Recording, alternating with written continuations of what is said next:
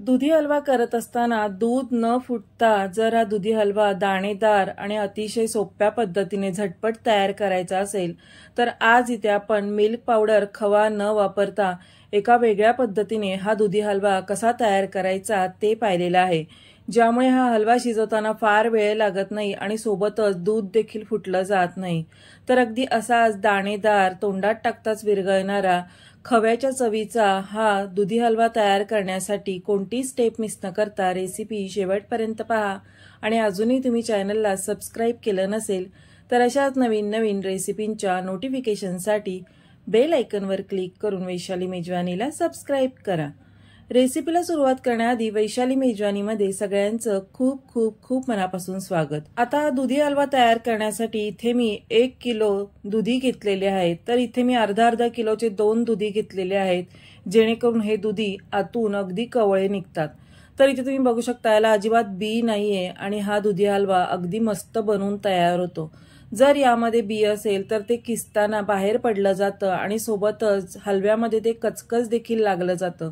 त्यामुळे आपण इथे अशा पद्धतीने हे कवळे दुधी घेतलेले आहेत, ज्यामुळे याचा हलवा झटपट तयार होतो आणि चवीला देखील अतिशय रुचकर तयार होतो। आता दुधी आणल्यानंतर स्वच्छ पाण्याने धुवून घ्यायचे आणि त्यानंतर पिलरने या प्रकारे त्याची साल आपल्याला काढून घ्यायची आहे। सगळ्या दुधीची साल काढून झाल्यानंतर किसणीचा वापर करून आपल्याला हा दुधी किसून घ्यायचा आहे। आता दुधी किसून घेत असताना किंवा दुधी भोपळा किसून घेत असताना तो एकाच वेळी पूर्णपणे किसून घ्यायचा आहे।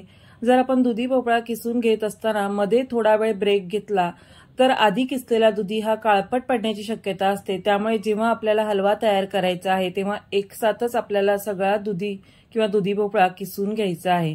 अशा पद्धतीने हा दुधी भोपळा किसून घेतल्यानंतर तुम्हाला जर वाटत असेल तर तुम्ही यातलं पाणी देखील थोडंसं पिळून घेऊ शकता, पण इथे मी पाणी न पिळताच यापासून दुधी हलवा तयार करणार आहे। आता दुधी भोपळा किसून घेतल्यानंतर वेळ वाया न घालवता लगेचच कढईमध्ये 2 मोठे चमचे तूप गरम करायला ठेवायचं। तूप थोडंसं वितळलं की यामध्ये आपण किसलेला दुधी घालून घ्यायचा आहे आणि एक 2 ते 3 मिनिटं आपल्याला या तुपामध्ये परतून घ्यायचं आहे। अशा प्रकारे दुधी किसून घेतल्यानंतर लगेचच आपण तो तुपामध्ये 2 ते 3 मिनिटं परतून घेतला की तो काळा पडला जात नाही आणि सोबतच यामधलं थोडंसं मॉइश्चर देखील कमी होतं। तर इथे आता 2 ते 3 मिनिटांनंतर आपण यामध्ये अर्धा लिटर इतकं फुल क्रीम दूध घालून घेणार आहोत।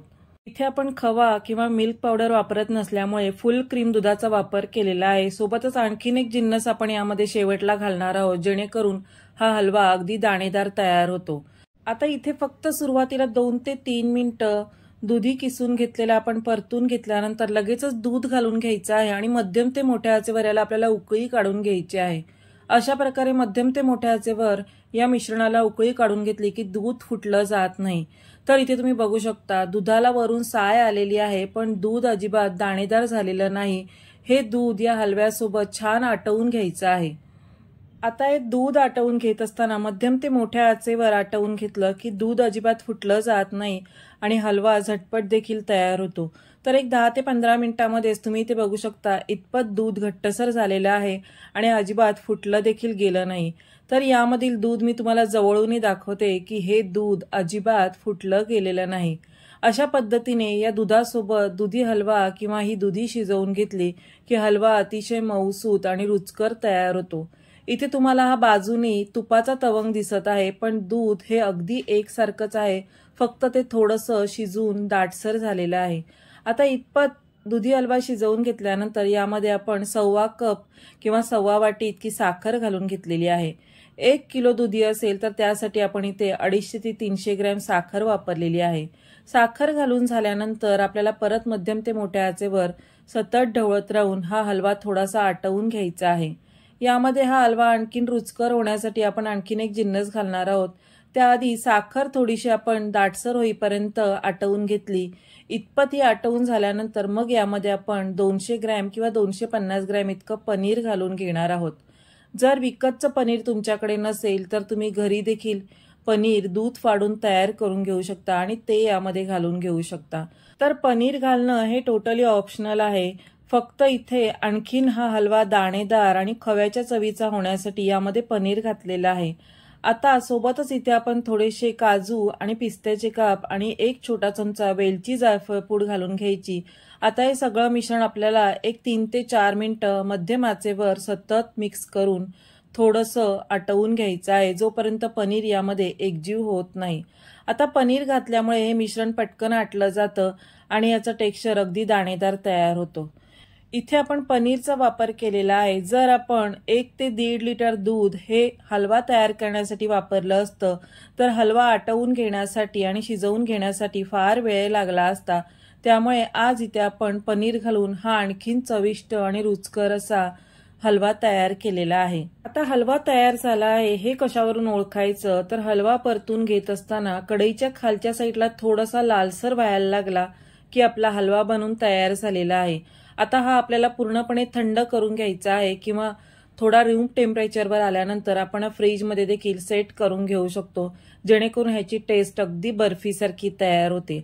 अशा प्रकारे आज इथे आपण दूध न फुटता हा अगदी दाणेदार आणि अतिशय रुचकर तोंडात टाकताच विरघळणारा दुधी हलवा कसा तयार करायचा हे पाहिलेलं आहे। तयार हलवा आपण इथे सर्व करून घेतलेला आहे। यावर आपण थोडेसे पिस्त्याचे काप सजावटीसाठी घालून घ्यायचे आणि त्यावर थोड्याशा गुलाबाच्या पाकळ्या मी सजावट करून घेतलेल्या आहेत। अशा पद्धतीने आपला हा मस्त रुचकर दुधी हलवा तयार झालेला आहे। तर आजची रेसिपी तुम्हाला कशी वाटली मला कमेंट करून नक्की कळवा। रेसिपी आवडली तर व्हिडिओला लाईक नक्की करा, सोबतच तुमचे मित्रपरिवार आणि नातेवाईकांमध्ये देखील नक्की शेअर करा आणि अशाच नवीन नवीन रेसिपींच्या नोटिफिकेशनसाठी बेल आयकॉनवर क्लिक करून वैशाली मेजवानीला सबस्क्राईब करा।